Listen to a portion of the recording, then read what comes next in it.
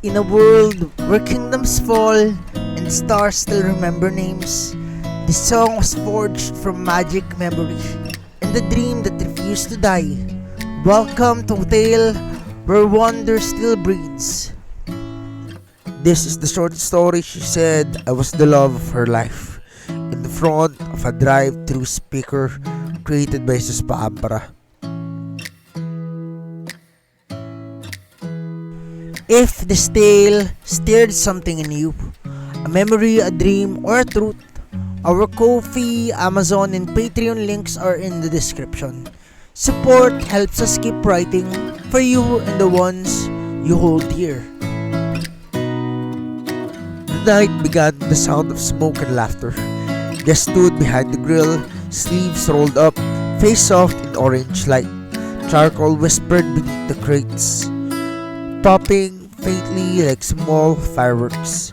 The scent of inasal, lemongrass, calamansi, soy, sugar, and vinegar floated through the restaurant like a slow, sweet promise. Every turn of the skewer, every brush of marinade felt deliberate, like a kind of devotion.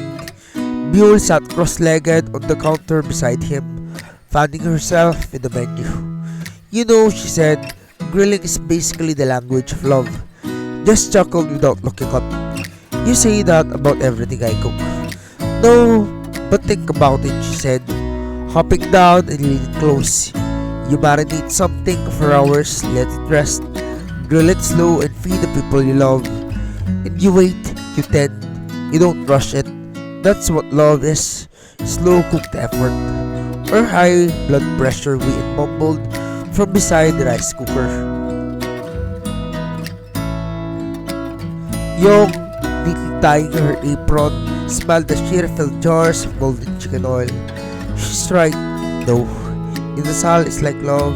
You can't microwave it. You let the flavor sink in first, then seal it with fire. Bill gasped theatrically. And yes, and unlimited rice, that's love too.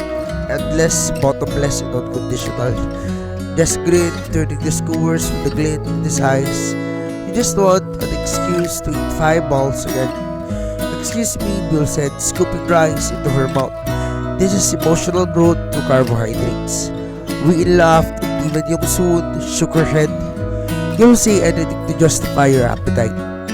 Just plated the last batch, brushing on a final glaze of oil, the smoke curling around them in ribbons. You know, he said softly, fire doesn't just cook, it changes things. Love's like just too. It burns, but it makes everything taste like you meant it. For a moment, no one said anything. The kitchen hummed with the girls' crackle, the rain's faint, patter outside, and winds quiet humming. Some old memory about forever. Then Bill nudged Jess. You're getting too poetic again. Careful, you'll turn into one of those sad singer-songwriters who cry into the adobo. He smirked. Better than crying into fast food. Hey, she said, fast food's honest. It tells you upfront, it'll hurt you. Young-Soon held up the jar of chicken oil, catching the light. Still dish, she said, swirling it gently. This is the secret, right? Chicken oil. A perfect mix. Too much, it's heavy. Too little, it's dry. Same with love. Give too much and you'll smother. Give too little and you fade away. Bill snapped her fingers. We're really out here turning a chicken joint into a philosophy class. Write it on the wall, we said, laughing, while chicken oil and love both glistened went down right. Jess pretended to groan, but his eyes softened. They closed late that night. The last of the embers dimmed to grey, the restaurant glowing with that warm aftertaste of work well done. They sat around the corner table, passing the last plate between them. Bits of grilled skin, a few spoonfuls of garlic rice, and laughter still clinging into the air. Bill piled rice on the Jess plate again. Eat, Emperor of the Grill. You can't rule an empire with an empty stomach. You talk like I'm leading an army, he said. You are, we murmured, except your soldiers are chickens. Bill giggled, leaning back, eyes tracing the smoke coiling toward the rafters. Still, it's kind of romantic, isn't it? The four of us building something that smells like home. Yeah, Jess said softly. It is. They cleaned up in comfortable rhythm. Jess scrubbing the grill, Wayne stacking trays, Youngsun sweeping the floor, and Mule humming as she washed dishes. By the time they stepped out, the drizzle had begun again. The city lights blurred into watercolor. Fries, Wayne asked, rubbing her eyes. Fries, Mule declared, is for balance. You can't end the night of real food without a fake food. Jess shook his head, smiling. You're impossible. And yet you still feed me. She sat back, slipping into the passenger seat. They drove to the quiet streets. The windows fogged from laughter.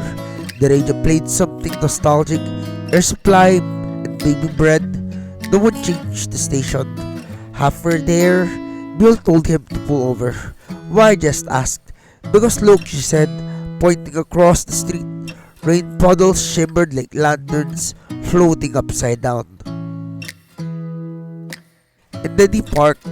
He stood under a shared umbrella. The drizzle fine as mist. Youngsun and Wee took pictures giggling while Biol nudged Jess's shoulder. Did you ever think how weird this is? She asked.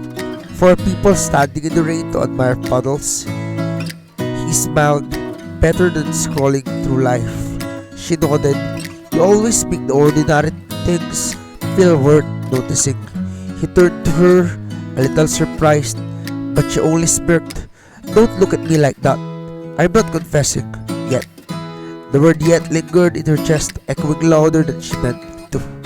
She wasn't used to feeling like this, unguarded. It always been the quiet flame of their circle, steady and grounding. She masked her affection in teasing, but the truth was every laugh she coaxed from him felt like winning a battle she wasn't supposed to fight. They got back in the car, rain pattering softly on the roof. The drive-thru sign ahead glowed like a beacon. Welcome, the intercom crackled. May I take your order? Bill leaned halfway out the window, smiling at the box. 4 large fries, 2 sundaes, and 1 existential crisis.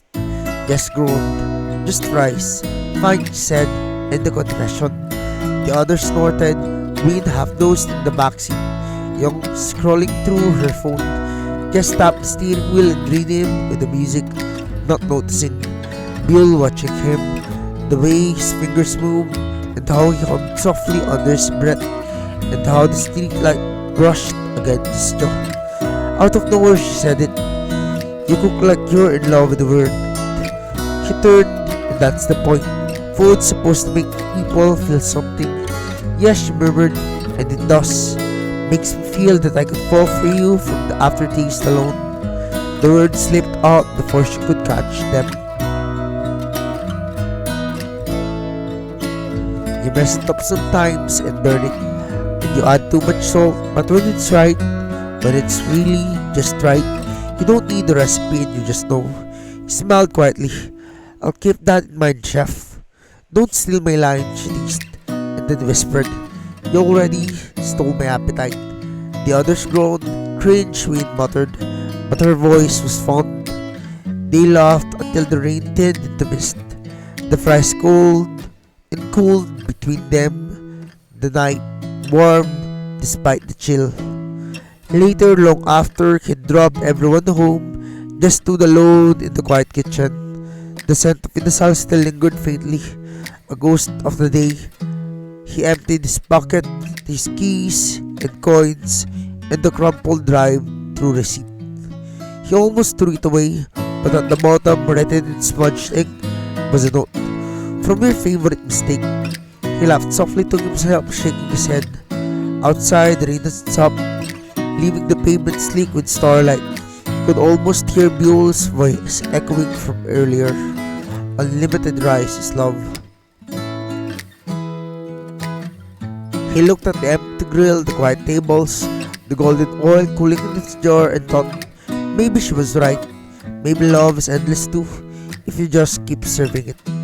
He turned off the lights, and the faint hum of that old song, Making Love Out of Nothing at All, followed him into the dark. The Night smelled of garlic smoke and something sweeter than memory after.